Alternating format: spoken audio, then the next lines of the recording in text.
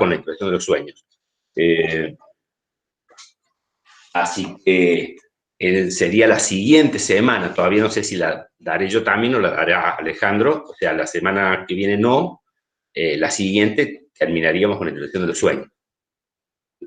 Hoy arrancaríamos con eso, pero yo no quería, en la continuidad, al menos de estos teóricos de la tarde, no quería dejar de cerrar un asunto que quedó abierto en el último teórico respecto del tema de la histeria.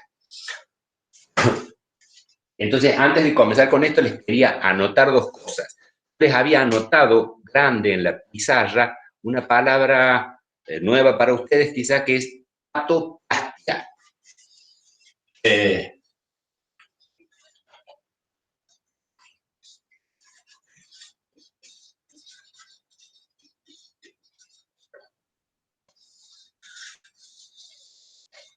La patoplastia del paciente histérico es lo que genera una enorme patoplastia, exactamente, así como lo escribe. Es lo que genera un enorme problema y yo lo que quería subrayar es que está muy vulgarizada la palabra, la patología, y esa vulgarización llega también a nuestra facultad. Entonces hay como una vulgarización por la cual se presupone que todas las mujeres son presumiblemente histéricas y todos los varones obsesivos. Eso no es así, eso es una vulgarización. Hay muchísima histeria masculina y hay mucha neurosis obsesiva femenina. Si vale de algo estos supuestos géneros, digamos. Pero la patoplastia lo que produce es que el paciente, digamos, conforma su sintomatología en base a un contexto cultural y social. Freud lo estudió especialmente en la histeroepilepsia, que yo les comentaba el otro día que había investigado Charcot, y por la cual se establece que estos pacientes producen esta histeroepilepsia sin antecedentes neurológicos anteriores, después de un trauma. Entonces, esta relación entre histeria, histeroepilepsia y trauma la establece Charcot. Lo que hace Freud y Breuer es establecer que este trauma puede ser mucho más sutil que los brutales traumas ferroviarios o accidentes o que sufrían estos pacientes. Entonces, ahí se produce esta cosa de que el trauma puede ser mucho más sutil y luego Freud, personalmente Freud, no Breuer, vincula ese trauma a algo del orden sexual. Pero en sus trabajos sobre esta epilepsia, Freud comenta que el modo de distinguir una epilepsia real, una epilepsia neurológica, de una histeroepilepsia, es que en los ataques convulsivos de la histeroepilepsia no hay, por ejemplo, pérdida de esfínter.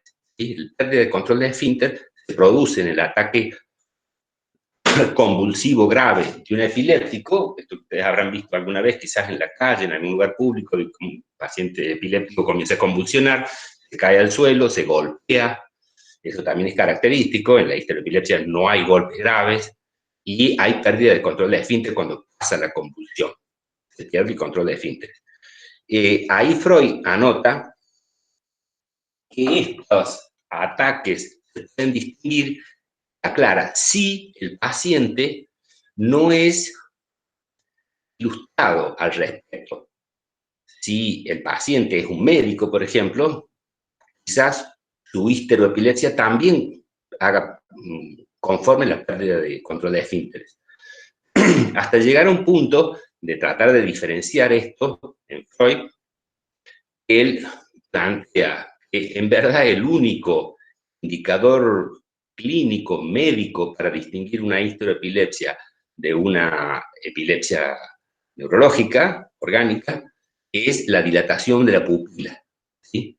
Ese es el único examen que en verdad se podría hacer, porque indica él, si el paciente es ilustrado, o sea, por ejemplo, si el paciente histérico es un médico y sabe esta diferencia, su ataque de histeroepilepsia también va contener la pérdida de esfínter.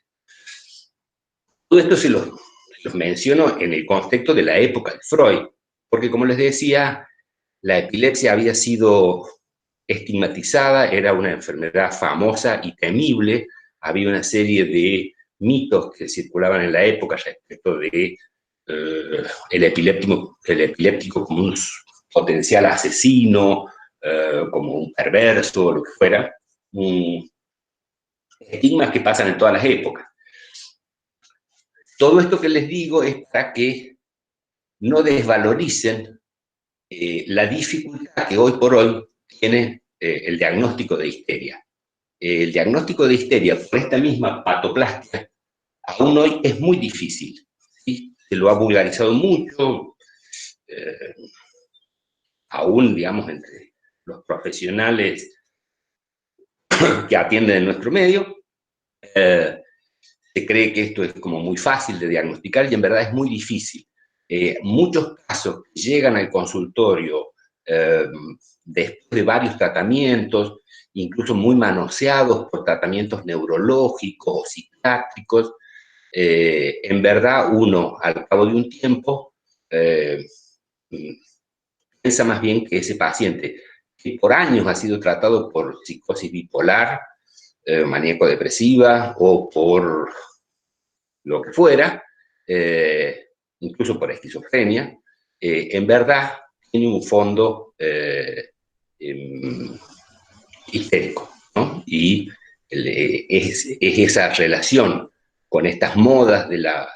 En una época la anorexia también se presentaba muy frecuentemente como una forma de la conversión histérica. Bueno, aclarado ese punto, no sé si quieren hacer alguna preguntita por el chat sobre esto y pasamos a la inducción de los sueños.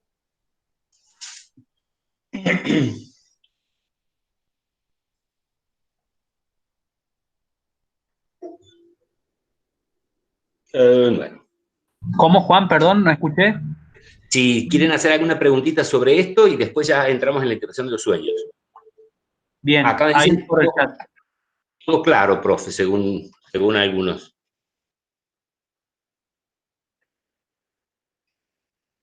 Sí, lo que comento como moda es esta cuestión de expresar la histeria. Es decir, todos los problemas, por ejemplo, yo les comentaba, creo, el otro teórico, en una época, hace unos años,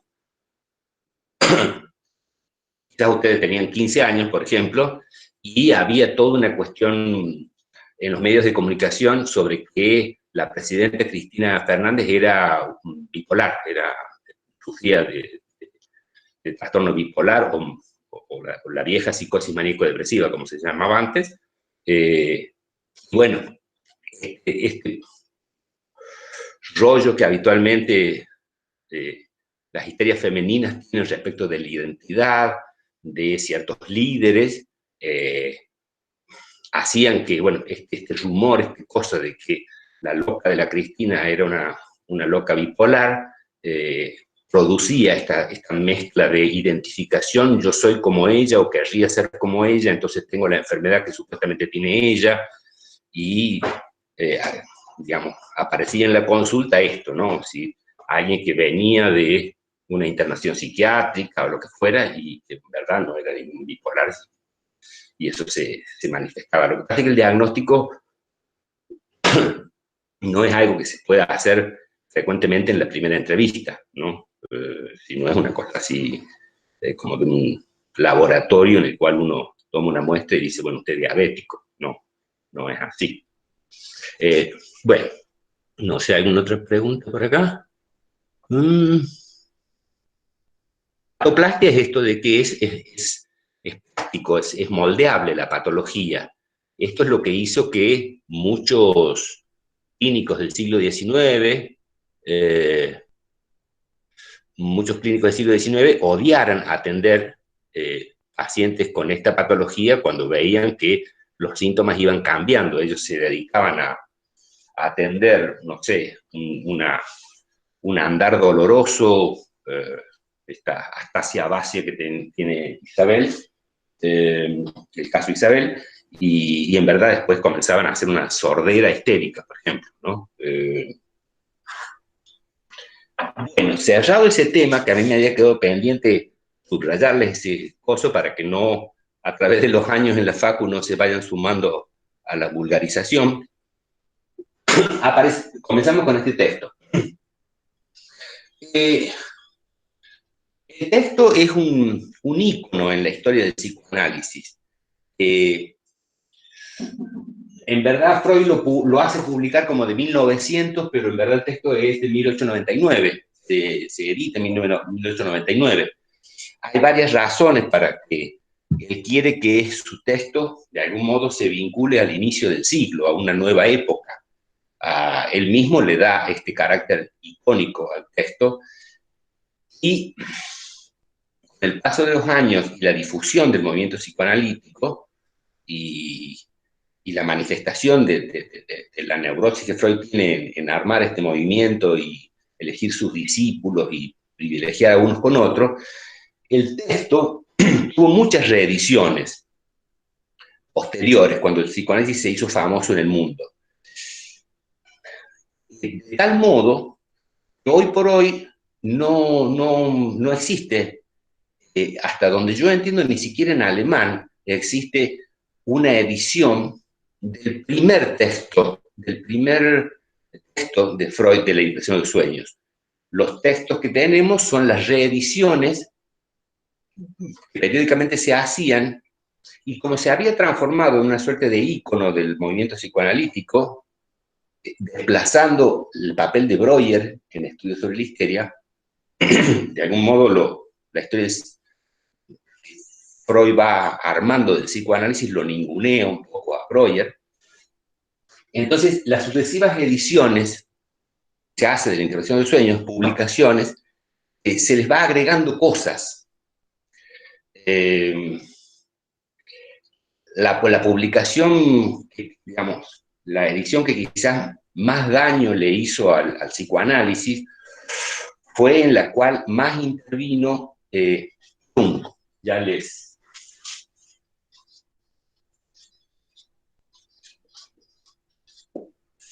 Jung comenzó a influir en Freud, ya empujarlo, era su discípulo predilecto. Él creía que iba a ser el heredero, digamos, del movimiento psicoanalítico cuando Freud no estuviera. Después se pelearon en 1914 y todo se fue. Pero Jung lo influye tendiendo a la idea de una simbología fija. En la historia de la humanidad, en la historia de la cultura, hay algunos símbolos que podrían ser fijos y universales a toda persona, ¿sí? Eso le hizo muy mala fama al psicoanálisis como una suerte de charlatanes, interpretadores, en los cuales, digamos, si vos soñabas con un paraguas era un falo; si soñabas con un palo, el palo era un falo; si soñabas con un monedero, era una vagina. Una traducción directa de los símbolos del sueño en base a, por ejemplo, en lo cual argumentaba Jung, la idea del bastón de mando, del trono. Supuestamente sería universal, estaría en casi todas las comunidades y las tribus, y ese bastón de mando sería, por ejemplo, el falo, ¿no? Freud se pegó un poco a este recurso, y después de la pelea, digamos, de que Jung comenzó a manifestar otras disidencias con las teorías de Freud, y se produjo la disidencia entre los dos, la siguiente edición, por ejemplo, elimina muchas de las cosas sobre la simbología universal y de todas las épocas y de todas las culturas de los símbolos del sueño, ¿no? Hay otra edición, por ejemplo, en la cual prácticamente el libro es como una coautoría entre Freud y un discípulo de él que se llama Otto Rank, que tiene dos libros muy buenos, que se llaman El mito del nacimiento del héroe y El doble, estudios muy, muy serios y muy meticulosos, Este hombre, Otto Rank, trabajó con Freud codo a codo, muy bien, y medio que escapó un poco a la neurosis de Freud, no se peleó con él nunca, ni entraron en disputa alguna, hasta muy tarde, en el cual tuvieron una diferencia más o menos sutil, sin mucha importancia. Pero una de las ediciones, por ejemplo, está llena de ejemplos y análisis de sueños hechos por Otto Rank. Esto se los comento porque, por eso les anoté ahí al costado. Cuando sale el libro de Introducción de los Sueños, el libro es un fracaso total. No lo compra ni la madre de Freud. Entonces, el editor le sugiere a Freud hacer una versión abreviada, o sea, hacer lo que se llama un opúsculo, un artículo largo o un librito corto, que puede ser más vendido, que sea más accesible al público en general, porque la Intención de los Sueños tiene un trabajo así académico respecto de los antecedentes de los estudios sobre sueños, muy meticuloso y muy pesado para leerlo todo el libro junto. Entonces ahí sale, Freud acepta la invitación del editor, escribe este libro que se llama Los Sueños, que es un librito pequeño, en 1901. Ese libro, lo interesante que tiene es que es lo más cercano que tenemos, como ese libro no se reeditó después, pero sí está en las obras completas de Freud, es lo más cercano que tenemos a la idea y cómo Freud plasmó su primera idea sobre la interacción de los sueños, ¿no? Bueno,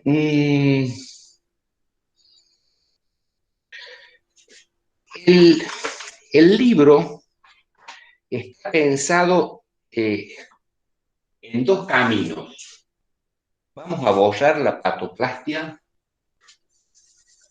Sí, bien. Bueno. El libro está pensado en dos caminos. El primero, como es académicamente correcto y como también se usaba en la época, él analiza y recopila todos los antecedentes que hay sobre investigaciones sobre el sueño. Ese capítulo ustedes no lo van a leer, porque sería mucho, pero lo importante de ese capítulo es uno de los investigadores de la época que había investigado sobre sueños, era Wundt, que ustedes lo deben haber estudiado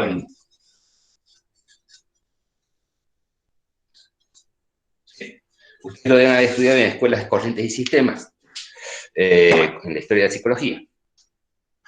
Wundt había establecido, ¿sí?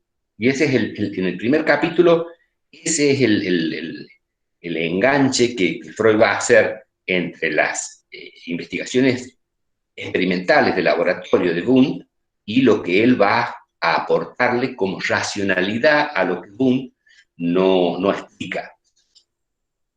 Wundt había establecido lo que se llama el estímulo subumbral.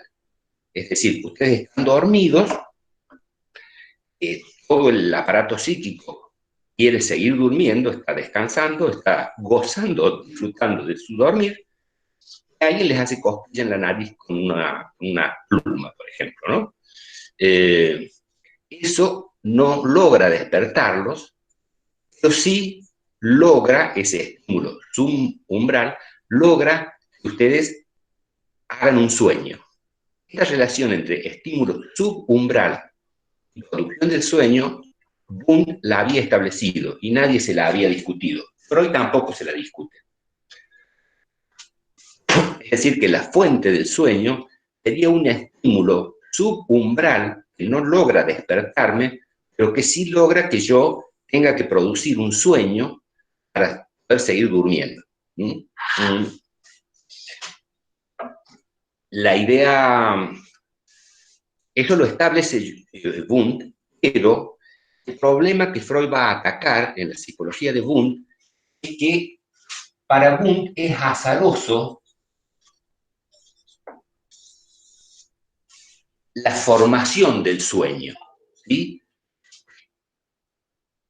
Wundt Wilhelm Wundt, el famoso fundador, supuesto fundador de la psicología en su laboratorio de Leipzig, él es el que hace investigaciones sobre los estímulos, ahí entre sus distintas, el tiempo de reacción a un estímulo, hay muchas investigaciones de laboratorio que hace Wundt que son conocidas y manejadas, digamos, por la gente que hace psicología experimental, es como el pionero de eso. Él establece esto de que un estímulo genera un sueño. Pero el contenido del sueño, para Wundt, era azaroso, ¿sí? Y ahí Freud lo ataca en términos científicos y argumentativos, ¿no? Lo ataca diciendo que no se le puede entregar semejante cosa al azar, que hay que buscar la explicación científica, o sea, de por qué se forma un sueño, por qué alguien hace un sueño en base a un estímulo y otra persona hace un sueño completamente distinto. Ahí es donde Freud va a hacer intervenir lo inconsciente como modo de explicación y, ¿entiendes lo que digo? Es decir, les cuento esto, Boone argumentaba, algunos sueños tienen alguna suerte de lógica y da un ejemplo muy divertido. Él dice que si un gato camina por el teclado de un piano, ¿sí? Puede suceder que suene una música relativamente coherente, porque el paso del gato tiene en sus cuatro patas, tiene una secuencia, tiene unos intervalos, y si el gato camina sobre un teclado de un piano que está organizado por sus notas y sus octavas, puede sonar algo coherente, algo que parezca música. Ese era el ejemplo que daba Boone. Él decía, bueno, los sueños son azarosos, las representaciones se activan, uno alucina esas cosas, pero en verdad que se estimulen unas representaciones u otras es azaroso. Hoy dice, no le podemos entregar científicamente, eso tiene que estar determinado y tenemos que explicar por qué. Y ahí es donde va a hacer intervenir la explicación de que lo inconsciente es lo que está determinando una persona sueñe. Si le hacen cosquillas en la nariz con una pluma, un sueño, y otra persona haga un sueño con otro contenido completamente diverso, ¿sí? Pero respecto de ese capítulo, para cerrar, lo que Freud establece es que hay muchos sueños que no, en los cuales no se puede ubicar este estímulo que genera el sueño. Y ahí es donde él va a decir que su descubrimiento, que lo que él ha descubierto analizando sueños en los pacientes que atiende, es que hay otra fuente del sueño, otro estímulo subumbral, digamos, es el deseo inconsciente infantil, ¿sí? Ese deseo inconsciente, ese estímulo que no viene del exterior, explicaría los otros sueños que hacemos, pero además explicaría por qué ante un estímulo exterior el contenido de mi sueño va a ser distinto del contenido que haga otra persona, ¿sí? Entonces, establecido esta nueva fuente, este nuevo fuente de estímulos que generan sueños, Freud va a pasar a explicar lo que él ha hecho en la práctica clínica, ¿sí? El método, y ahí comienza con la clínica, digamos, a la teoría. Explica lo que él hace en la clínica. Él había planteado con la asociación libre, con este método, de dejar de decirle a los pacientes, apretarles la frente y decirle ahora se le va a ocurrir la representación importante, dejar de hipnotizarlos para que los pacientes recuerden sus traumas. Con esta asociación libre, lo que él le plantea al paciente es que diga todo lo que se le ocurra. Ahí el paciente va manifestando distintas cosas, ¿no? La suposición de Freud es que este fluir de las asociaciones tendría que ser permanente. O sea, uno efectivamente, si no aplica ninguna censura, ningún filtro, tiene que ir diciendo lo que se le ocurre. Y de pronto aparece un silencio, ¿sí? Entonces Freud dice, bueno, ¿qué está pensando? ¿Qué se le está cruzando? ¿O qué está censurando usted de lo que...? Entonces ahí el paciente podría decir, por ejemplo, no, se me ocurrió un sueño. Entonces, lo que Freud, el método que había aplicado para el síntoma, para averiguar qué significado tenían este tipo de ceremoniales que el paciente obsesivo hacía, por qué alguien tenía una fobia a las gallinas y no a las palomas, esto mismo que había aplicado, lo comienza a aplicar al sueño mismo, ¿sí? Entonces, asocia libremente sobre el sueño, ¿sí?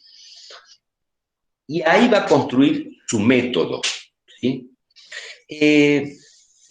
La importancia que esto tiene, ya les voy a...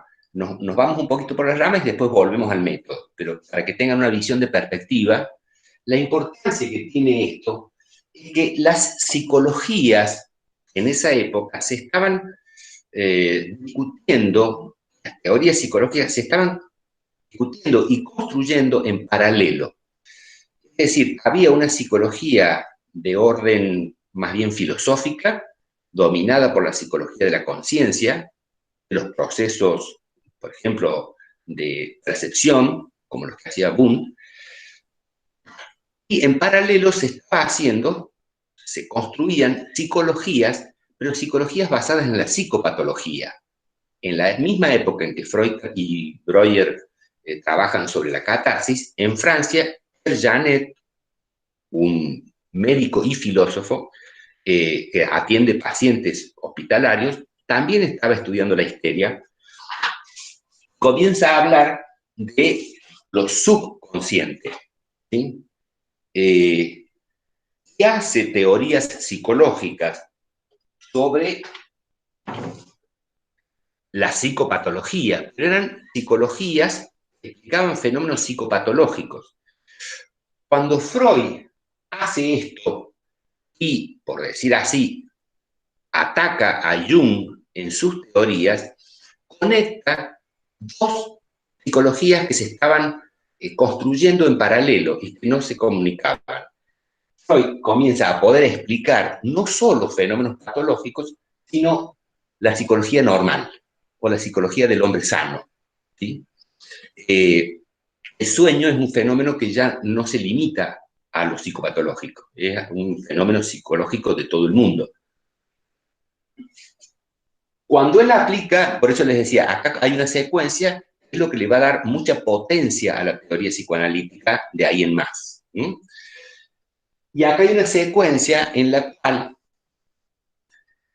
ya lo vamos a ver más adelante, cuando Freud le comunica los análisis de sueños que está haciendo con sus pacientes a su amigo Fliess, Fliess le dice que se ha divertido muchísimo, que son muy graciosos, porque efectivamente un sueño descifrado comporta de algún modo una forma de chiste.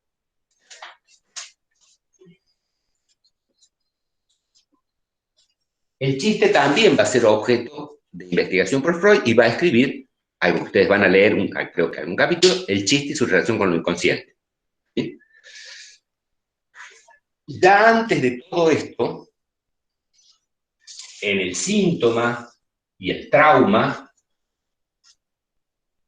se había ubicado otro fenómeno más, que es la amnesia. Es decir, con Breuer habían establecido que parte del fenómeno patológico de la histeria de conversión es que había una amnesia sobre el trauma. Y en la catarsis se proponía que esta representación del trauma, en la cual se había dividido el afecto y la representación, ¿sí? El afecto angustioso se había puesto en el cuerpo, entonces el afecto se convertía en un dolor corporal y la representación estaba eliminada de la conciencia, ¿sí? Estaba reprimida. Entonces, el objeto de la catarsis justamente era volver a unir esta representación, su afecto, ¿sí? Y esto significaba justamente la catarsis, ¿sí? Recordar ese trauma, llorarlo, patalearlo, insultar, angustiarse, pero volver a conciliar eso, y eso iba a eliminar la conversión corporal, el dolor corporal convertido.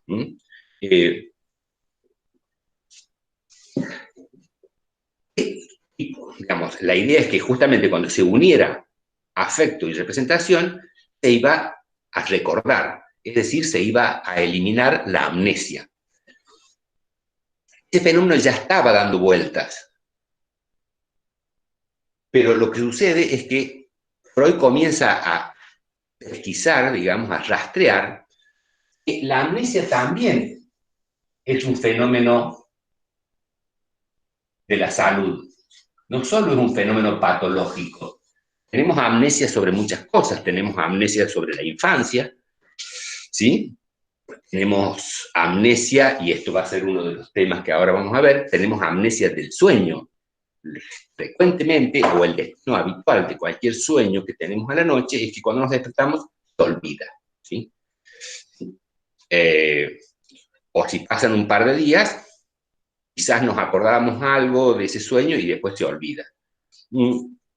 En base a esta cuestión de que la amnesia no es solo la amnesia patológica de los traumatizados, sino que también es un fenómeno de la psicología normal, va a construir otro texto que se llama Psicopatología de la vida cotidiana. Y ahí va a aparecer el olvido, justamente. Ustedes van a estudiar, creo, un apartado sobre el olvido de nombres propios, el olvido, lo que ahora todo el mundo conoce como lapsus. En verdad los lapsus son varios, no son el lapsus que puede hacer el presidente de la Nación dando un discurso, sino que también está el lapsus calami, o sea, el lapsus cuando uno está escribiendo.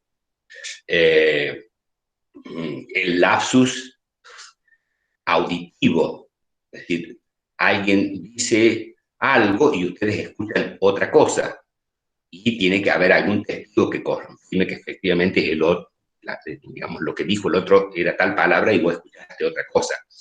El lapsus es eso, digamos. El olvido, el olvido viene cuento esto de la amnesia, ¿no es cierto? Por ejemplo, ustedes se olvidan del día del aniversario y se arma un lío ahí en la relación de pareja, porque ese olvido es también una forma de lapsus, y el otro lo interpreta sin saber nada de psicoanálisis, lo interpreta mal, digamos, se olvidaron y eso está mal. Y acá también eso va a tener mucha importancia, esto último va a tener mucha importancia en adelante, en los próximos trabajos, es las acciones sintomáticas.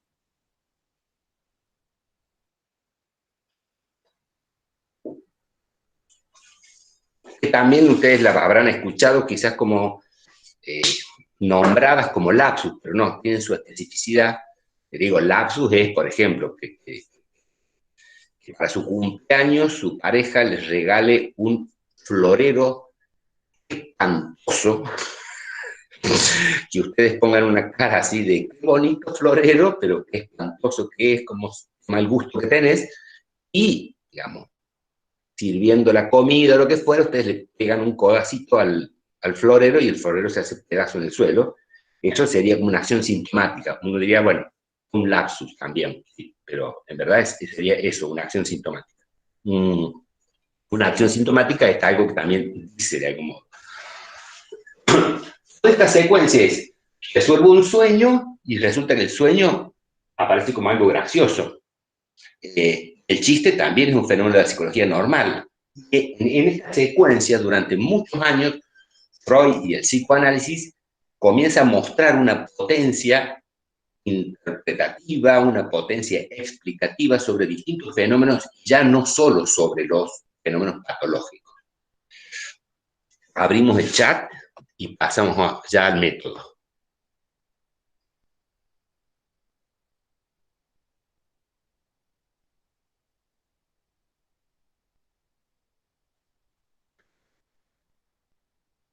Sí, acá no se ve nada de lo que dice en el pizarrón. Bueno, escribo para mí, en verdad.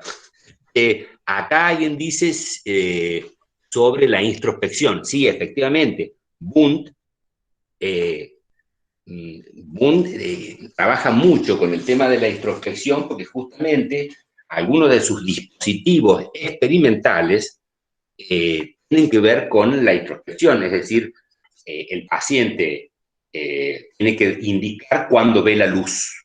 Y eso es una función de lo que se llama lo interno, ¿sí? Confía en la introspección. Eso es un fenómeno de la historia de la psicología, en verdad, que Freud también utiliza la introspección, pero de un modo con un sistema, o sea, vuelvo a la historia de la psicología, en un momento, a partir del conductismo, desestimó, descalificó cualquier investigación que utilice la introspección, porque la introspección sería algo que invalida cualquier tipo de investigación psicológica. Eso fue una moda, entiendo que a esta altura ya ha pasado, pero tanto Freud como Jung les parece completamente legítimo la introspección. Lo que sucede es que también en ese punto Freud adelanta a Wundt de algún modo, porque el psicoanálisis es en sí un dispositivo de filtrar, de decodificar lo que la introspección informa. ¿Sí? La introspección es lo que en la filosofía de la mente se llama la perspectiva de la primera persona, es decir, la primera persona dice qué siente, qué le pasa, qué le duele, si no le duele, dónde le duele, y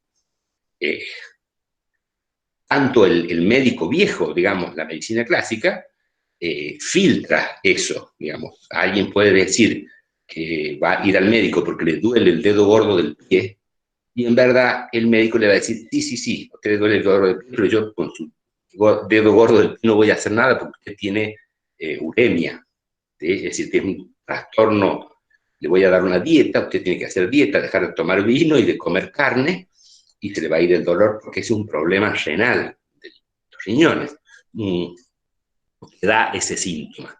Entonces, la introspección siempre es necesaria, incluso en la práctica médica. El paciente es el que dice qué le duele, cómo le pasa, cuándo le pasa. Creo que hay toda una teoría, todo un conocimiento de la fisiología para decir, bueno, yo interpreto eso que me dice. El psicoanálisis en ese sentido también, ¿sí?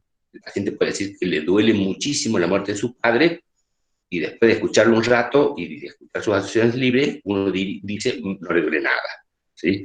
Eh, o lo que le duele no es la muerte de su padre, es otra cosa. Sí, pero esto de la introspección es así. De hecho, bueno, asociar libremente es un modo de que confía en la introspección, ¿no? De algún modo. Es decir, bueno, dígame que se le cruza por la cabeza y no lo filtre de ningún modo, de ninguna manera. Bien, volvemos entonces ahora sí hecha este mismo método de la asociación libre que Freud había aplicado al síntoma, lo aplica al sueño. Aquí Freud hace algo que ustedes, digamos, van a tener que leer, eso sí, En la filosofía de la ciencia de Freud, o sea, en sus ideas epistemológicas, en su formación, se exigía a una explicación, a una teoría científica, se le exigía que se explique las explicaciones anteriores, ¿sí? Por eso él tiene, desde el inicio, tiene que explicar la explicación de Wundt y decir, señor Wundt, usted está dejando ahí un enorme agujero en la ciencia que lo está tirando hacia el azar. Esto mismo sucede con el hecho de que la interpretación de los sueños es algo que en la historia de la humanidad siempre ha existido. Entonces Freud tiene que explicar por qué siempre existió, a pesar de parecer extraña o absurda o charlatanería o oscurantismo. Entonces va a dedicar mucho a eso. Va a organizar todos los métodos de interpretación de sueños que ha habido en la historia, desde los egipcios, los griegos, las tribus, ¿sí? Esos dos métodos que ha habido, los va a organizar poniéndolos en dos categorías distintas, ¿sí? El método del cifrado,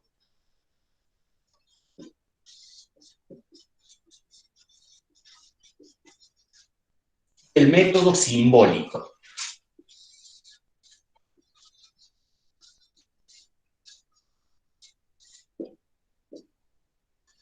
Son dos métodos que donde se pueden ubicar todo lo que uno le encuentre sobre cómo se interpretaban los sueños en Egipto, o cómo lo hacían tales o los chinos. El método del cifrado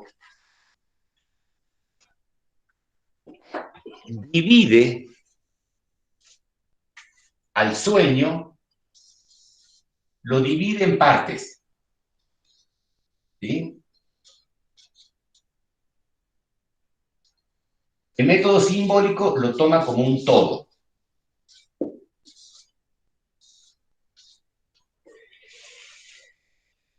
Él va a... se está descargando la computadora.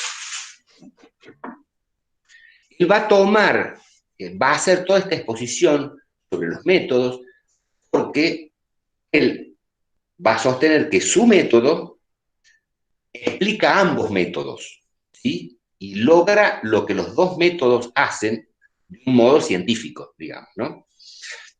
El método de cifrado, para que ustedes, para darles un golpe así de entendimiento rápido, es el método de la quiniela, ¿sí? Si ustedes sueñan con huevos, en su sueño hay muchos huevos, ustedes juegan al 000, a la primera y a las 10. ¿Entiende?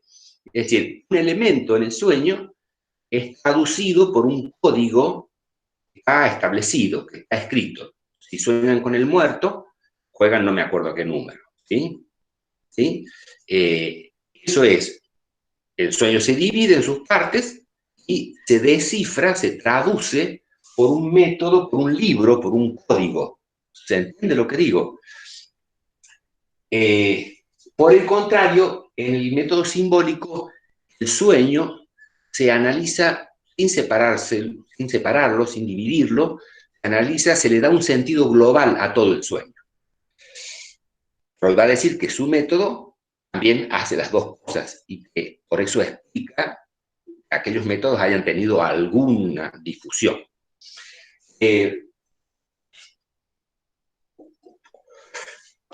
Acá el código, el libro de sueños o el libro de códigos,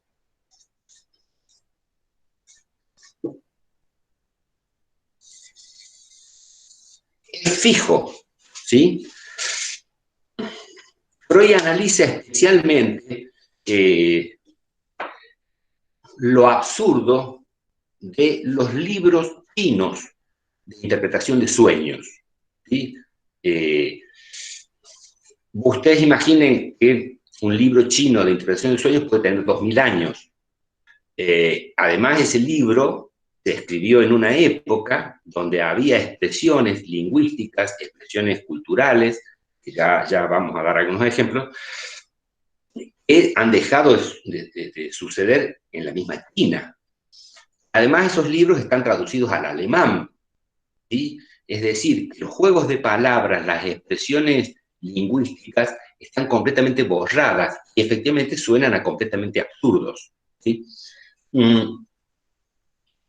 Lo que va a hacer el método de Freud es hacer un libro, un código de desciframiento de sueños, uno para cada paciente.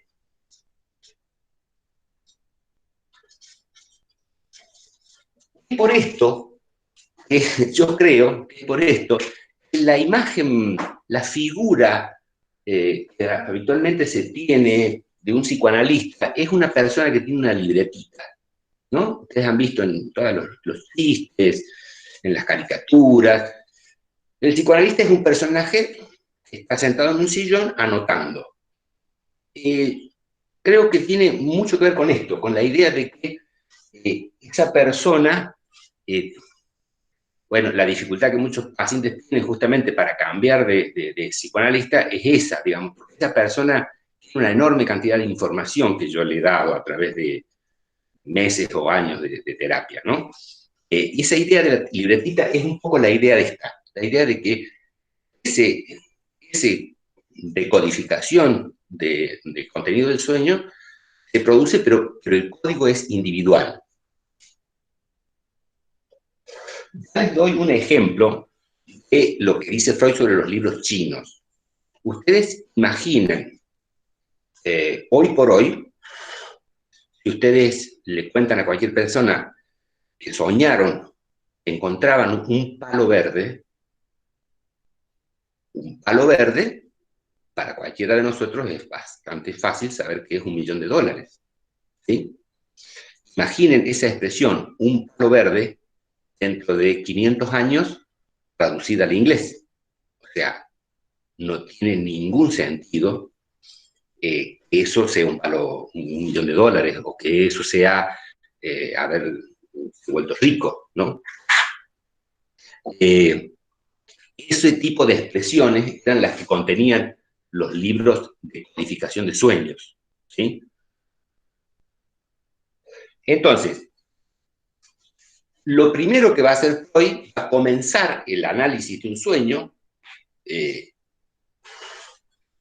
con el método del cifrado. Es decir, te va a pedir, y acá hay otro detalle, no es un libro código universal, sino de cada paciente, y le va a pedir al paciente que el paciente, divida el sueño, ¿sí?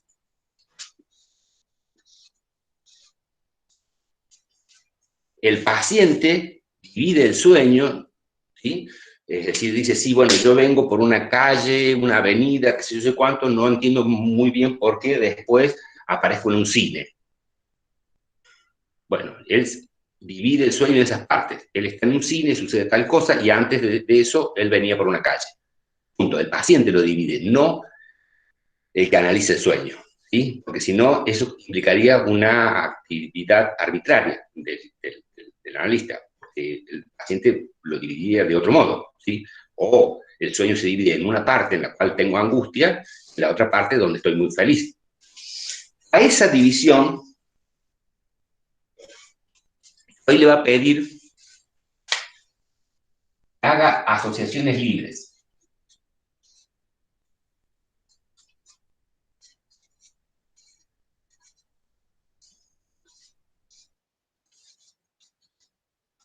Al igual que había sucedido con el análisis de los síntomas, incluso en la catarsis, cuando lo hacían con Breuer, ya estaba en juego la idea de que el síntoma era, esto sí lo quiero poner grande, un contenido manifiesto que por debajo de ese contenido manifiesto estaba el contenido latente. Es decir,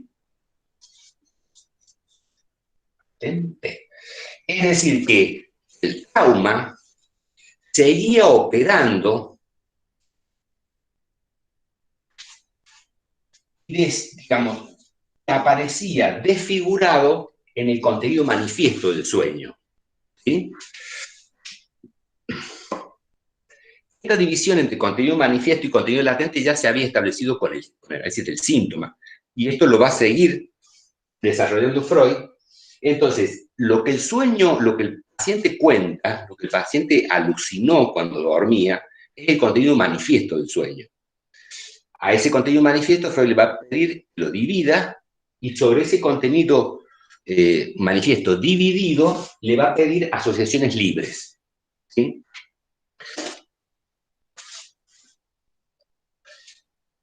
Todo esto que aparezca en las asociaciones libres se le va a llamar de un modo más o menos vago material onírico.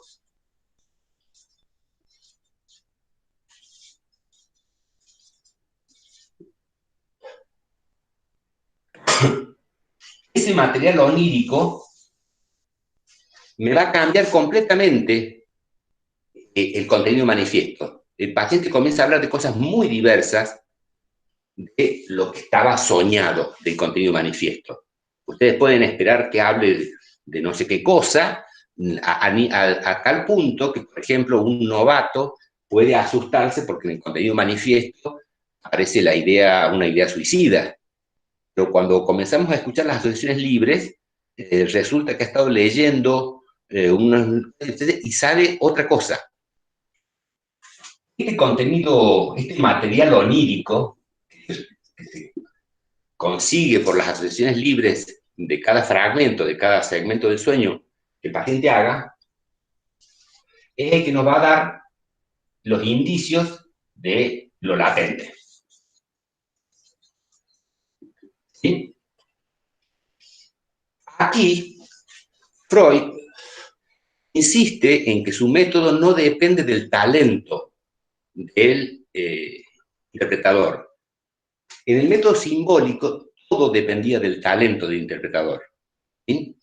El ejemplo que se da siempre para que ustedes capten rápidamente que es el método simbólico, y lo da ahí en el texto, es el sueño del faraón, en el cual sueña con 7 vacas gordas y 7 vacas flacas, y el interpretador, el sacerdote oficial ahí de interpretador de sueños, interpreta el sueño en su conjunto y le dice que ese sueño es como un sueño un indicio del futuro, de que va a haber 7 años de bonanza económica y 7 años de malaria económica. ¿Sí? Las 7 vacas gordas son tal cosa, las 7 vacas flacas, interpreta todo el sueño en su conjunto. ¿Sí? Pero ese método, dice Freud, depende del talento del interpretador.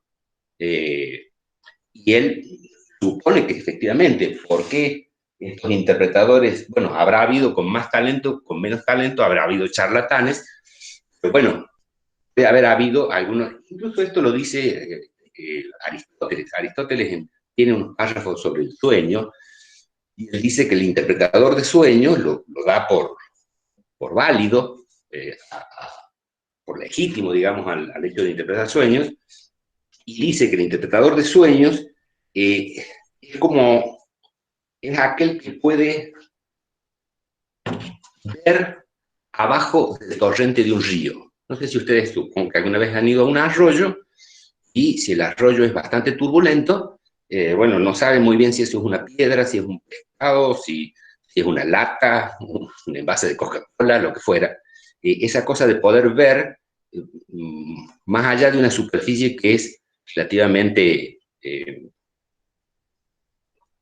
borrosa. ¿Sí? Ese es el ejemplo que da Aristóteles. Y lo da por legítimo al hecho de que algunas personas pueden tener ese talento de interpretar sueños. Pero ya da incluso Aristóteles por sentado esta idea de lo que está desfigurado, ¿no? Es decir, está la superficie del agua de un río, desfigura lo que hay abajo. Y está ya presente esta idea de que el sueño es un contenido manifiesto de un contenido latente, ¿no? Pero Freud quiere que su método no dependa en nada del talento. Por eso su exigencia, digamos, de cientificidad es esa. Les digo todo esto porque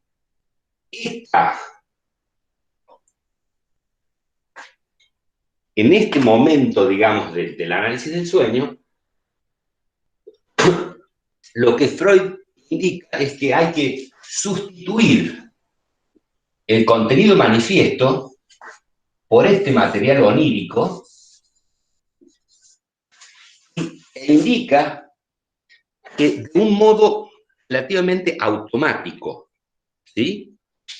Recuerden en este punto que a la asociación libre le corresponde otra cosa. Él dice que el método de asociación libre no es solamente que el paciente diga todo lo que se le ocurre, sino que la contrapartida de la asociación libre por parte del paciente es la atención flotante. Dice. La atención flotante es la actitud de tomar todo el material que sale al mismo nivel, no irlo jerarquizando. Un novato, nuevamente, o un inexperto, querría estar escuchando, o sea, jerarquizaría que el paciente está asociando libremente y ahora habla de su mamá. Entonces uno dice, complejo de Edipo, yo estudié eso, el complejo de Edipo, entonces ahora es más importante buscar hablando de su mamá que lo que me habló sobre su charla con el kiosquero. Entonces su charla con el kiosquero sería sin importancia y como hay el complejo de Edipo es más importante lo que dice su mamá. No, eso no. La idea de Freud es esta, atención flotante. Puede que en lo que acaba de comentar de su charla con el kiosquero esté algo mucho más importante.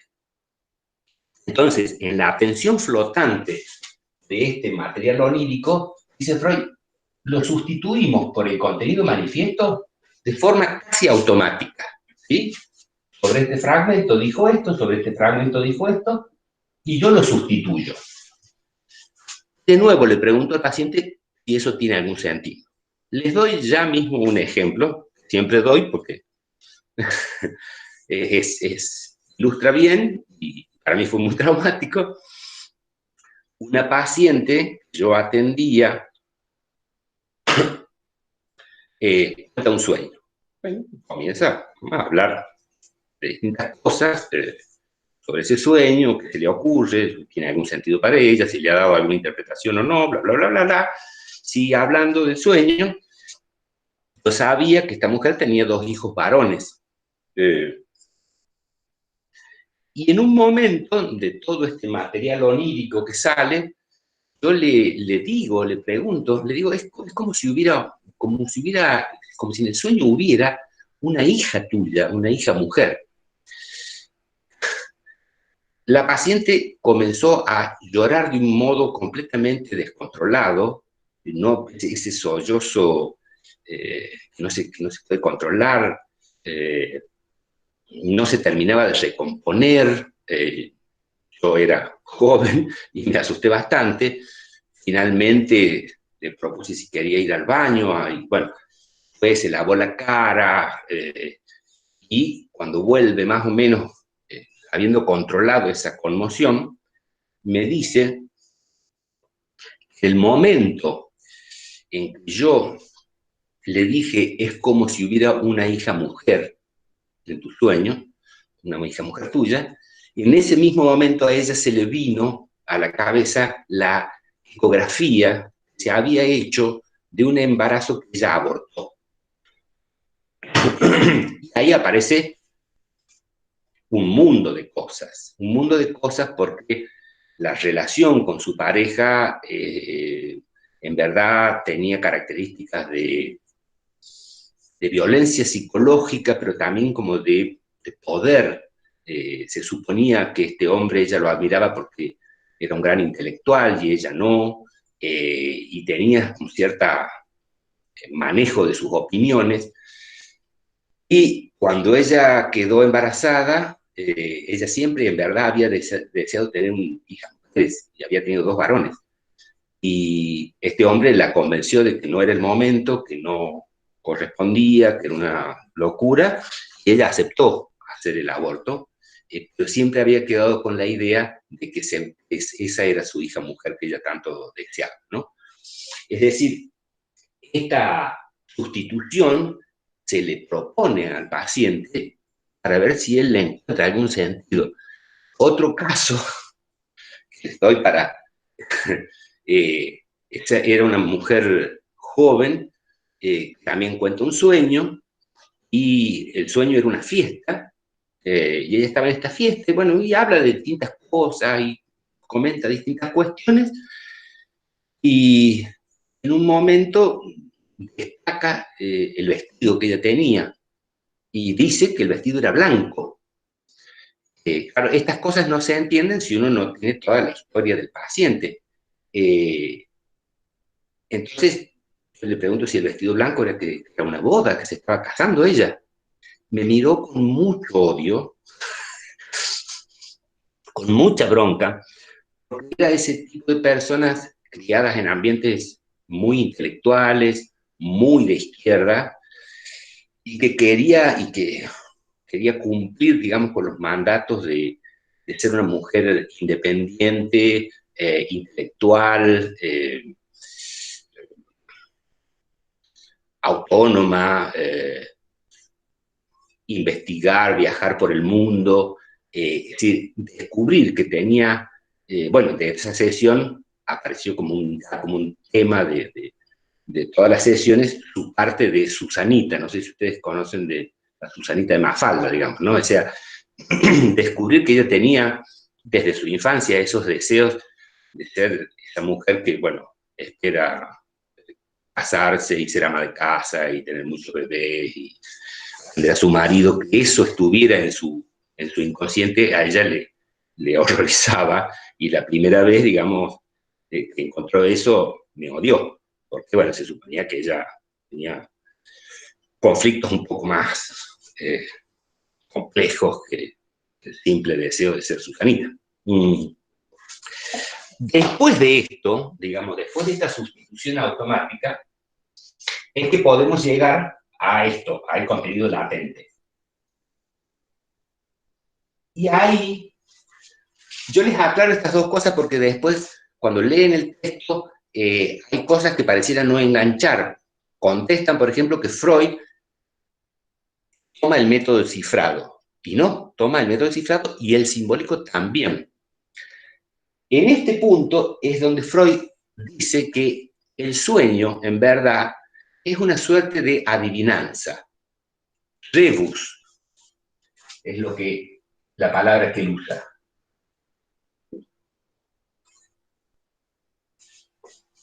Rebus. Es algo que se debe descifrar, y en el momento que ustedes lo descifran, entienden que efectivamente no hay otra. ¿Sí? Si ustedes han jugado al Dictionary en otras épocas al dígalo con mímica, ¿no? Es decir, ustedes les daban el nombre de una película y ustedes sin decir ninguna palabra tenían que actuar e indicarle a su equipo cuál era el nombre de la película. Y bueno, se producen todo tipo de cosas graciosas ahí, pero en el momento en que uno dice, esa debe ser la cosa, todos los detalles cobran sentido. Entonces, efectivamente, el sueño en su contenido manifiesto es como una suerte de adivinanza. Yo no voy a descifrar si no hago todo este trabajo. Entonces, el método simbólico tomaba al sueño como un todo. Freud dice, es lícito, después de hacer todo este análisis, porque el sueño, dice Freud, es un acto psíquico de pleno derecho. ¿Sí? Cuando uno logra descifrar este rebus, cuando digo uno, porque no necesariamente es el analista, o sea, tranquilamente y frecuentemente el que lo descifra es el paciente, también es acá donde se genera este efecto gracioso que había encontrado Fliess en los Freud le iba comunicando. Es decir, cuando uno descifra esta adivinanza, se producen efectos graciosos. El mismo paciente comienza a reírse y bueno, y ya él mismo le captó el sentido al sueño. Les doy un ejemplo.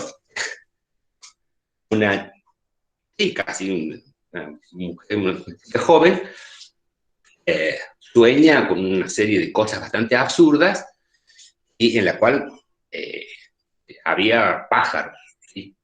Y bueno, va asociando una cantidad de cosas distintas, todo parece medio que no tiene nada que ver con nada, que sé yo sé cuánto, hasta que en un momento aparece la cuestión de pájaro en mano. Eso te indica un dicho que es muy habitual, que es más vale pájaro en mano que 100 volando, ¿sí? Más vale pájaro en mano que 100 volando. Un dicho equivalente o similar es esto de más vale malo conocido que bueno por conocer, ¿sí? Esto, cuando ella dice esto de más vale pájaro en mano, toma sentido todo el material onírico del cual ella había hablado de su novio, ya sin saber asociar, porque el sueño era muy absurdo.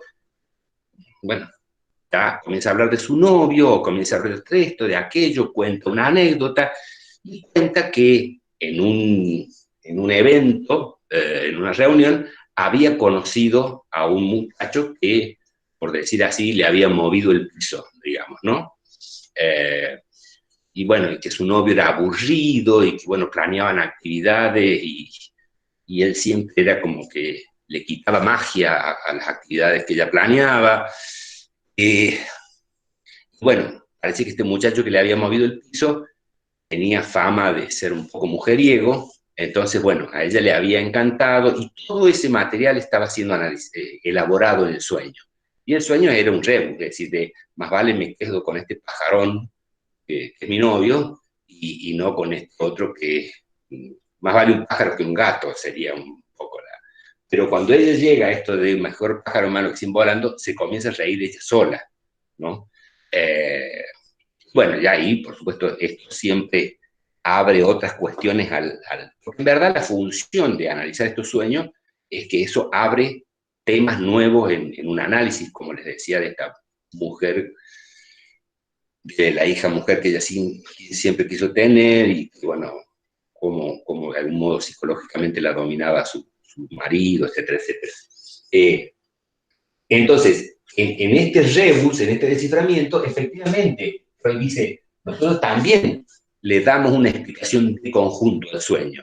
Ahí dice, el sueño es un acto psíquico de pleno derecho.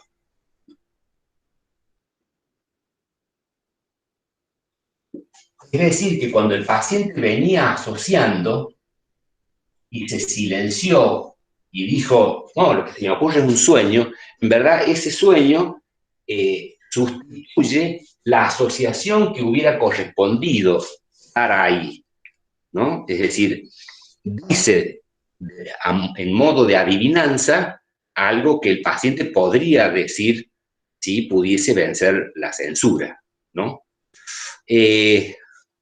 ¿Cómo estamos con el chat? A ver, no lo... Acá tengo la pestañita.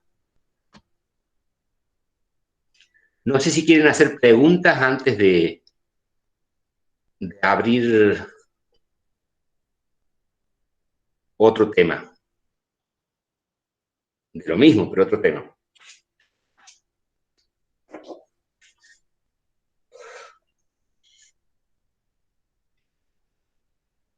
Rafael, ¿todo bien? Todo bien, Juan. Bien. Aquí por el chat preguntan, ahí te digo, profe, yo sueño todos los días, ¿cuál de los sueños debería analizar? Es uno. El otro es, profe, leí que para un mismo sueño pueden haber más de una interpretación correcta. Significa que existen varias deformaciones del trauma. ¿Cómo se logra entonces la mejora del síntoma si solo reconocí una sola interpretación y no otras? Esa es una pregunta. Otra es, ¿la represión funciona en el contenido latente o manifiesto? Después, otra es, no me queda claro lo de sustitución automática, y te leo las últimas dos. El sueño sustituye la censura que representa el silencio en la cadena asociativa, me pregunta, y la otra, yo no sueño nunca, excepto que duermo de más. ¿Es normal? Bueno, muchas personas dicen que no sueñan nunca, pero en verdad justamente es porque funciona bien la amnesia del sueño. O sea, el sueño, esto que decían de la censura, digamos que el sueño ya había desfigurado algo, entonces cuando yo estoy por decir ese algo, como ya lo tengo desfigurado porque ya lo soñé, digo el sueño. ¿Se entiende? Es como que la censura ya trabajó ahí, entonces digo lo que ya viene deformado en vez de que aparezca lo que lo que estoy pensando en dejar a mi novio, no, aparece el sueño, con los pájaros y toda la cuestión, ¿no? Había otra pregunta.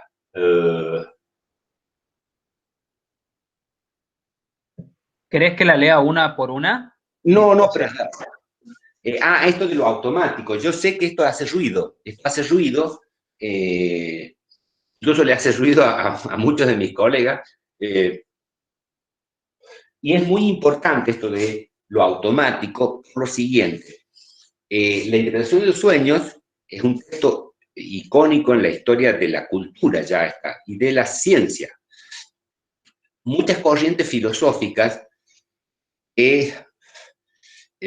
promueven la hermenéutica, es decir, la interpretación, pero en el sentido de que, bueno, yo puedo interpretar la Revolución Francesa sin tener ningún dato sobre la economía, sobre la cultura francesa, porque yo la interpreto, es decir, esta capacidad o este talento hermenéutico, que sería como un don, o el tema de... Bueno, todas esas filosofías que son completamente ajenas a Freud, cayeron de lleno sobre la interpretación de sueños para apropiársela. Lo mismo sucedió con Jung. Jung creía que la humanidad tenía como un inconsciente colectivo donde habitaban estos símbolos y que todo eso no va con Freud.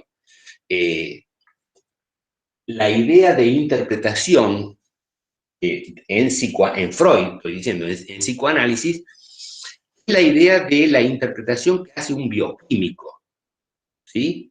No es nada talentoso, no es nada sobrenatural ni mágico. Sí requiere, y Freud lo dice, conocimiento de la cultura del lugar. Yo siempre cuento también en los ejemplos del sueño, una paciente sueña con una fogata, pero la fogata no estaba hecha de leños, sino de huesos. Ella acercaba los huesos. Y entre las asociaciones, bueno, si no, yo hubiera quedado ahí regalado, no conocí ese dicho. En su lugar de origen hay un dicho que es arrimar los huesos. Arrimar los huesos es coquetear, ¿no? Ustedes están en una fiesta, en un asado, y le arriman los huesos a alguien. Bueno, yo, si no hubiese salido en las asociaciones, nunca hubiera entendido ese dicho de que en el sueño estaba esto de arrimar los huesos. Pero la interpretación para Freud es como la que hace un bioquímico, ¿sí? Es decir, este material onírico para Freud, no sé si ustedes, no querría, han escuchado hablar de lo que es un espectrograma, ¿sí? Ustedes ponen un prisma, hacen entrar un rayo de sol, y ese prisma descompone la luz sobre cualquier pared, eso es el arco iris. El arco iris es la descomposición de la luz del sol por las gotas de agua que le hacen de prisma. Un espectrograma indica muchísimas cosas. Sabemos que hay agua en Marte por espectrogramas, no porque hayamos... ¿sí? Es decir, se analiza la luz de una estrella lejana, solamente de esa estrella, estoy hablando de astrofísica y de laboratorios muy complejos, se toma esa luz, se hace un espectrograma y se sabe el contenido químico de esa estrella, ¿sí? Para Freud, este material onírico es como un espectrograma, ¿sí? A ver, ¿qué sale de aquí? Un bioquímico mira los análisis de ustedes, digamos, y les dice, usted es diabético y no está haciendo ninguna cosa sobrenatural, está leyendo el espectrograma, digamos, está leyendo los análisis que ha tomado. Usted es diabético, probablemente tenga una infección porque los glóbulos blancos están altos, y además su novia tiene cándidas. Hasta eso te puede adivinar.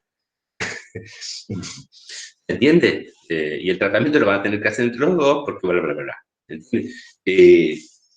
En ese sentido es la interpretación en Freud. Pero no, por eso esto de automático es lo mismo que haría cualquier bioquímico. Hace un análisis de sangre y a usted le guste o no le guste, usted es diabético. Si quiere hacemos otro análisis, pero usted es diabético. ¿Sí? Esto de que un sueño va a tener varias interpretaciones, ya mismo lo vamos a ver, y las dos pueden ser correctas, sí, porque un sueño condensa demasiadas cosas, ¿entiendes?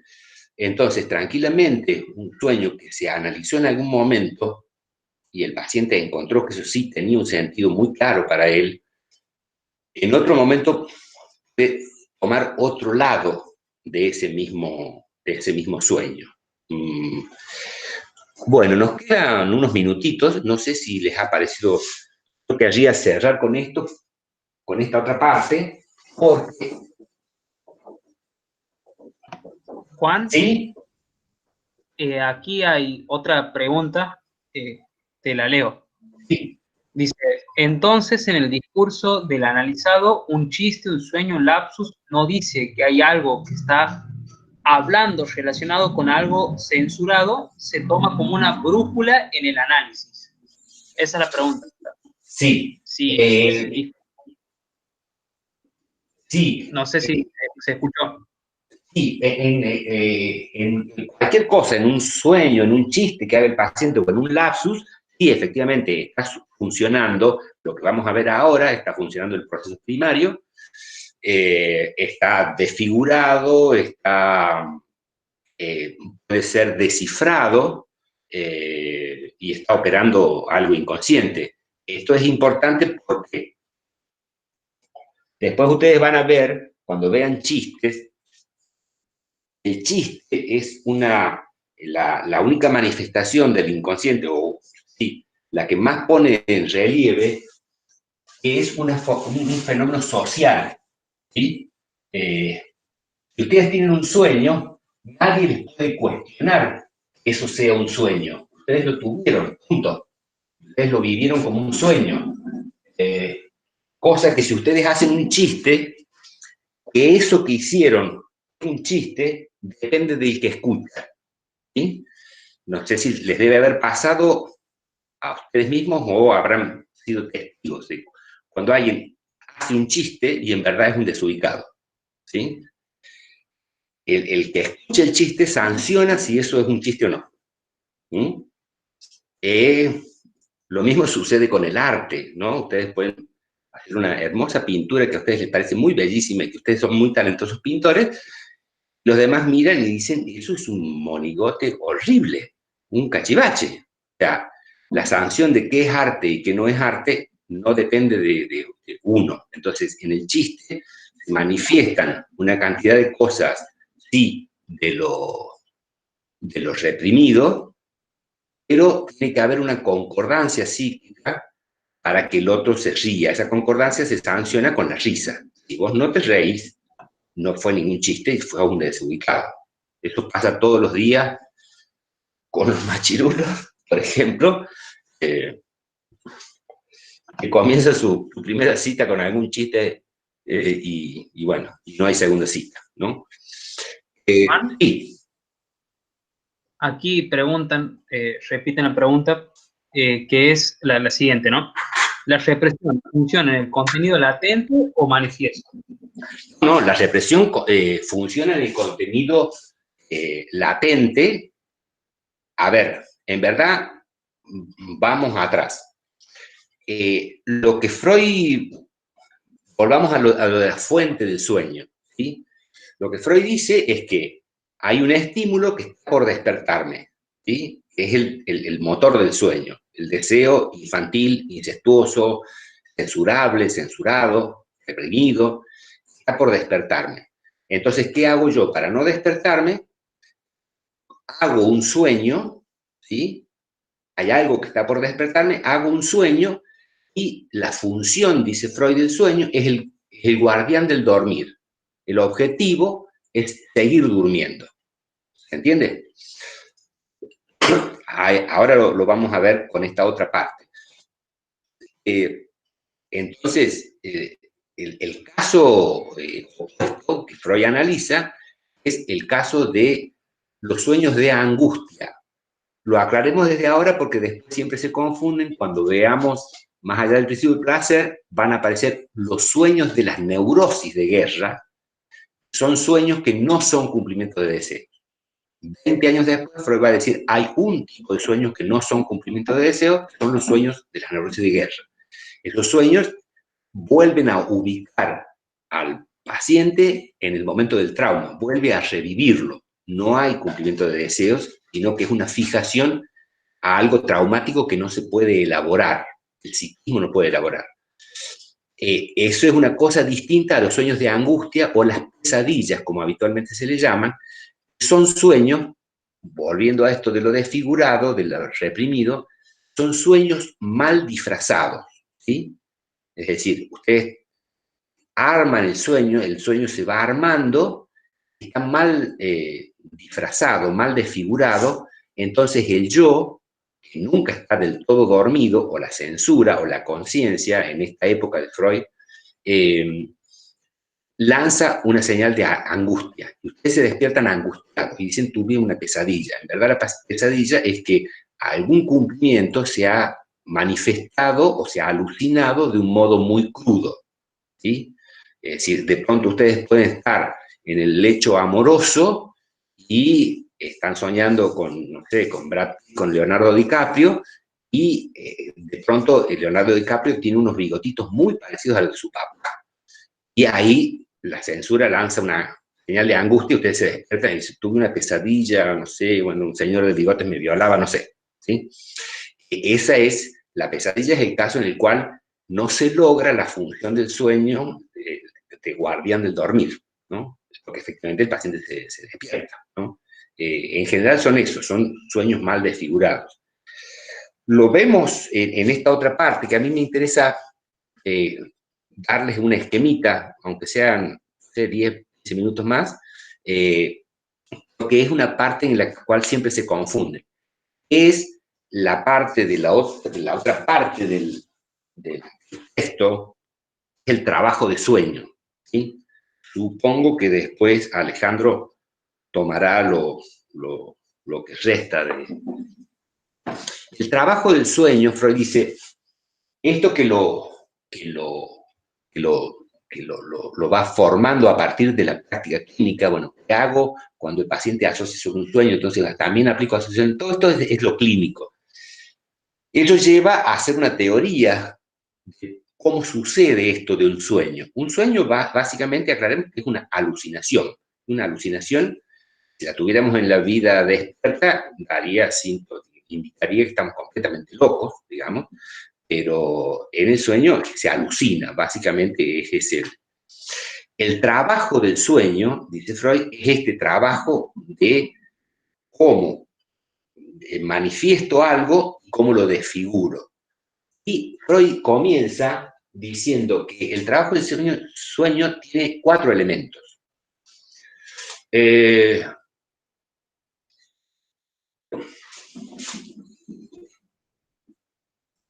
Este es el esquemita que yo siempre hago. Acá estaría en el centro la formación del sueño mismo, la alucinación que sucede.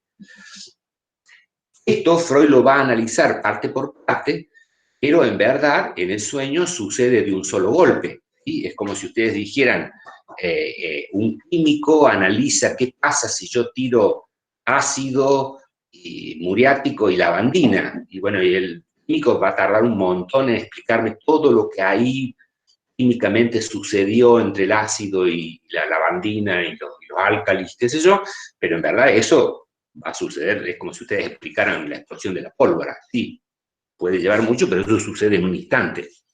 El sueño sucede en un instante. Yo va a ir explicando cómo trabaja todas las cosas que se ponen en juego para que se alucine eso. Lo primero que dice, el primer elemento de un sueño, dice él, es la condensación.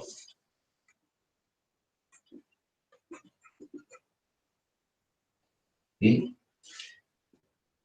Él dice eso, entre el contenido manifiesto del sueño y todo el amplio espectro de las asociaciones libres que produce un sueño, que puede incluso no cubrir, digamos, extenderse más de una sesión, todo ese amplio abanico de ese espectro de asociaciones que produce un sueño, hay esa relación, digamos, que es una magna obra de condensación, y le pone así, magna. Lo primero que uno percibe, dice Freud, en el sueño es una magna obra de condensación. Algo similar va a decir después sobre el chiste. El chiste, dice él, va a decir él que es más eficaz mientras más condensado está. Es apenas un golpe, digamos, y el otro lanza la carcajada.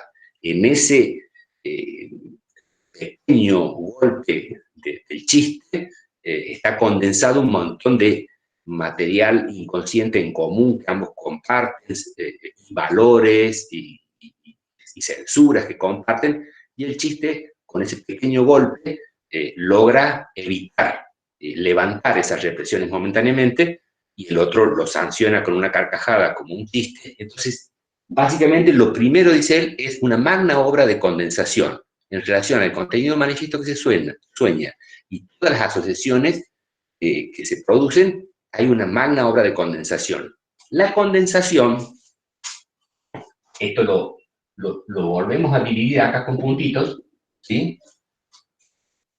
La condensación funciona fundamentalmente en esa, o ponemos con esa diagonal,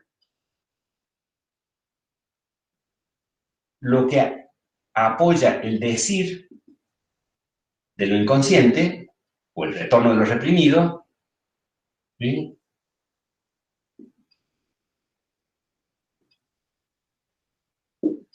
Y todas las fuerzas que se oponen a ese decir, es decir, todas las fuerzas que lo desfiguran. ¿Se entiende hasta ahí? Entonces, el primer elemento, la magna obra de condensación. El segundo elemento, es decir, es el desplazamiento.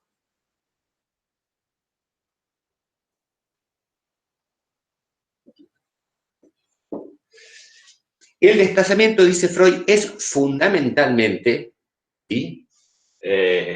Lástima que no tengamos el esquemita anterior, es fundamentalmente, cuando habíamos puesto acá el sueño como contenido manifiesto, el desplazamiento es fundamentalmente el cambio de acento psíquico, dice Freud. Es decir, lo que vamos a escuchar que el paciente soñó, lo que el paciente incluso alucina, va a estar cambiado en su acento psíquico. El desplazamiento va a ser eso, ¿sí?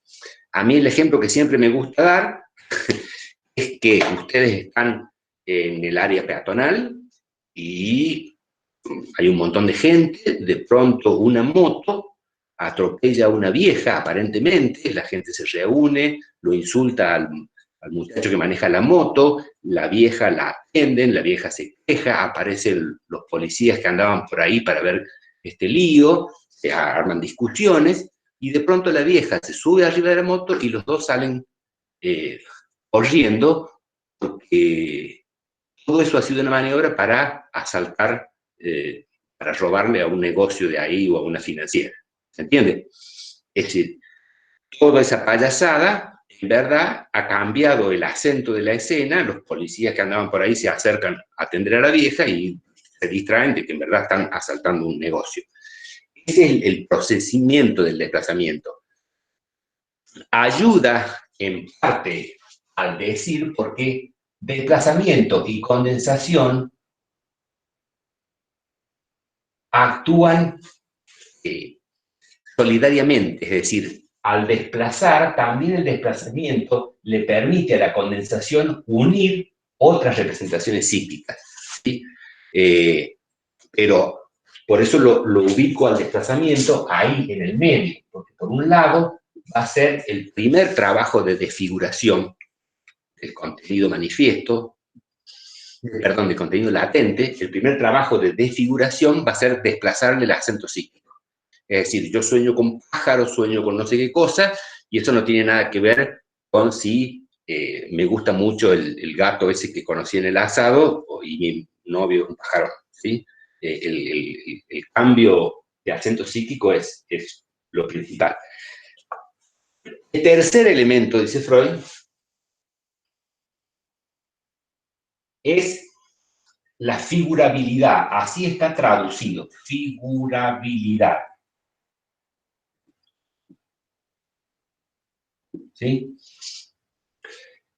También funciona para ambos bandos, porque la figurabilidad vuelve a deformar el contenido latente, pero también participa y ayuda en la condensación. La figurabilidad, Lacan tiene una traducción de esa palabra alemana que a mí me parece muy correcta, es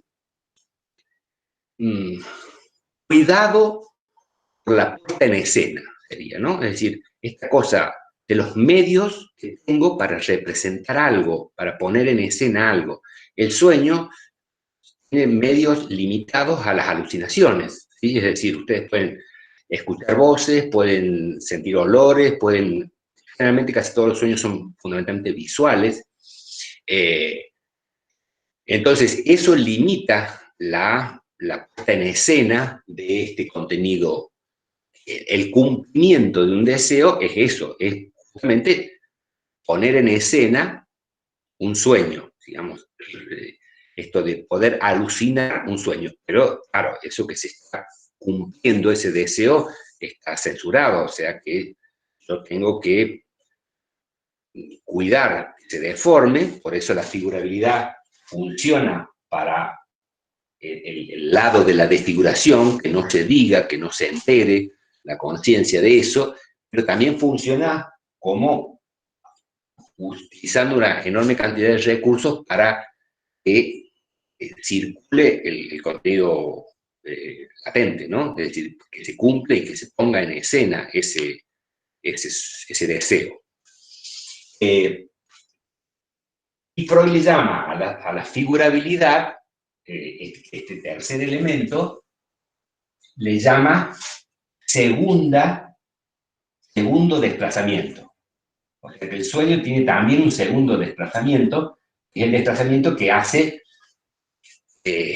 para ponerlo en escena, digamos, para poder alucinarlo. Ya paramos y hacemos preguntas. Me importa mucho este cuarto elemento, porque generalmente no se lo entiende. El cuarto elemento es la elaboración secundaria.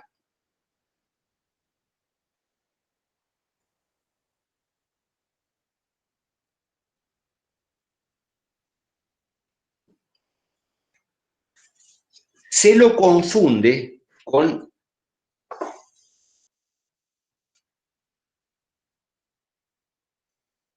el hecho de que el paciente narra, o sea, cuando el paciente se despierta, su sueño es narrado y al narrarlo yo, obligatoriamente por el lenguaje, hago algo secuencial. Tengo que comenzar por alguna parte y seguir por otra. Eso le da una forma y a su vez cuando yo estoy despierto tiendo a influir en lo que estoy narrando, dándole más lógica de lo que tuvo cuando la aluciné. ¿Se entiende?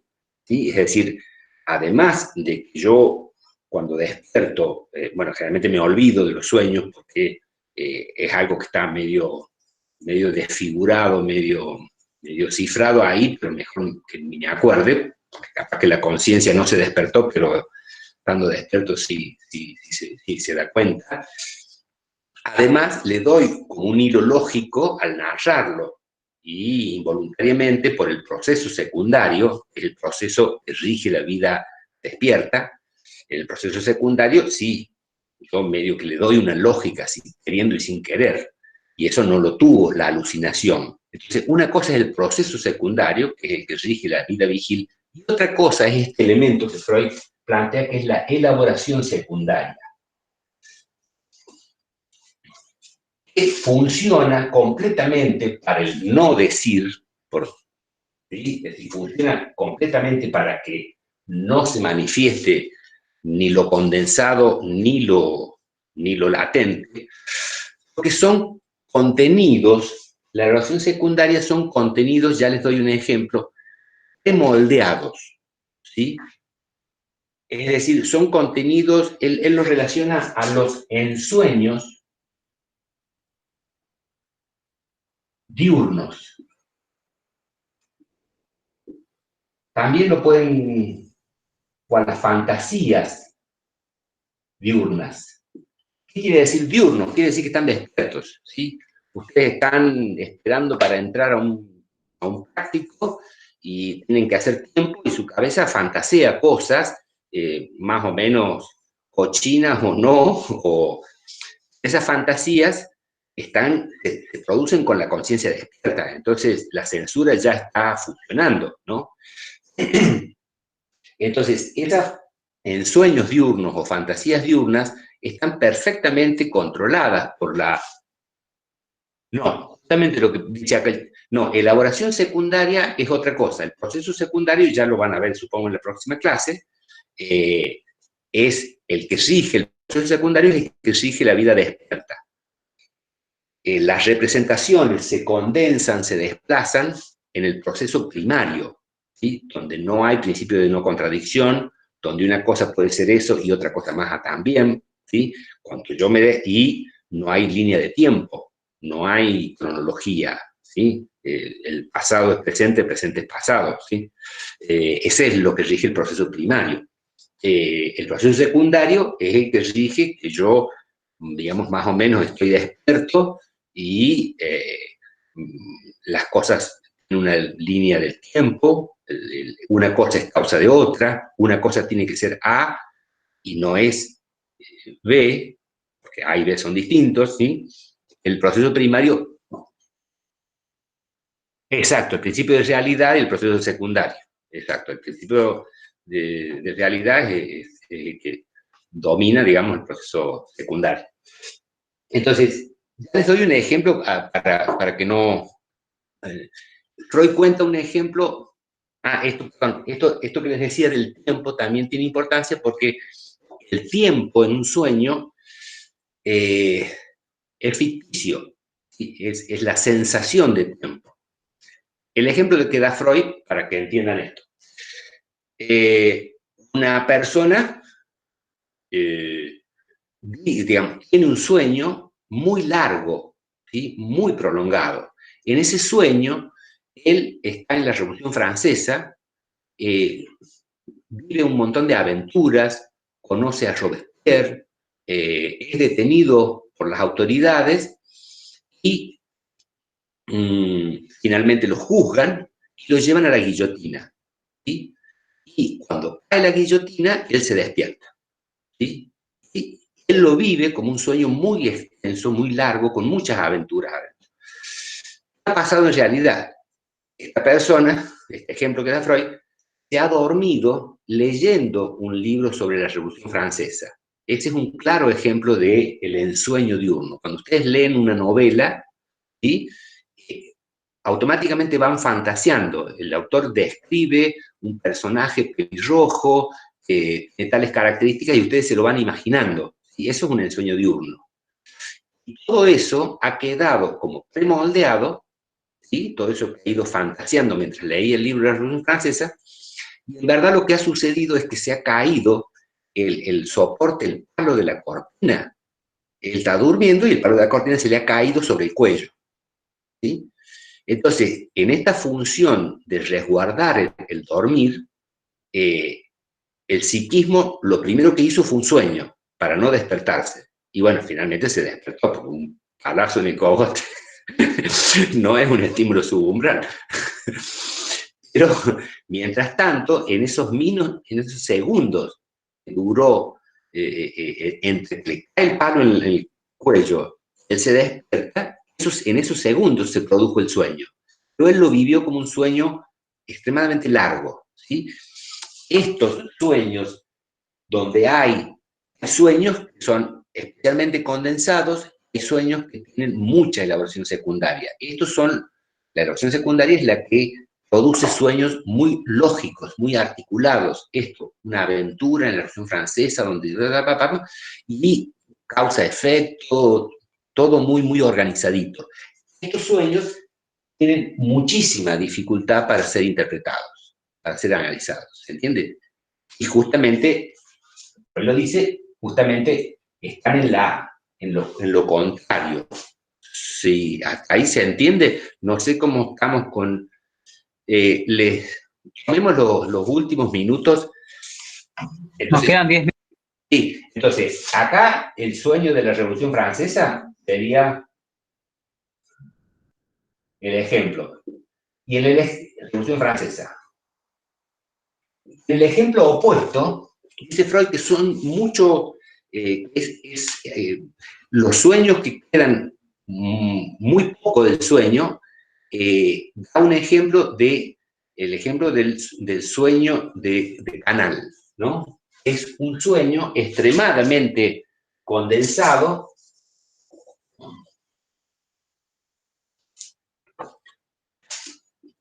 La paciente a Freud le dice que sabe que ha soñado,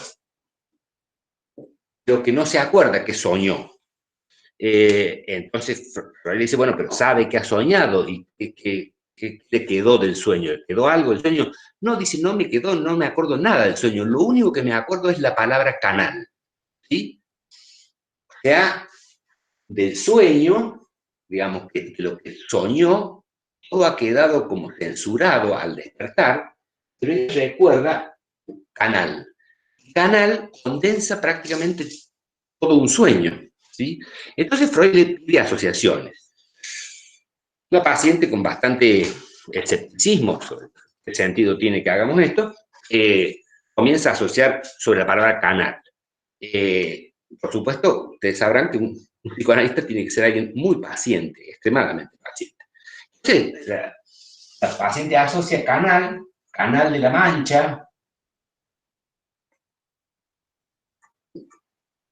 Paso de Calais.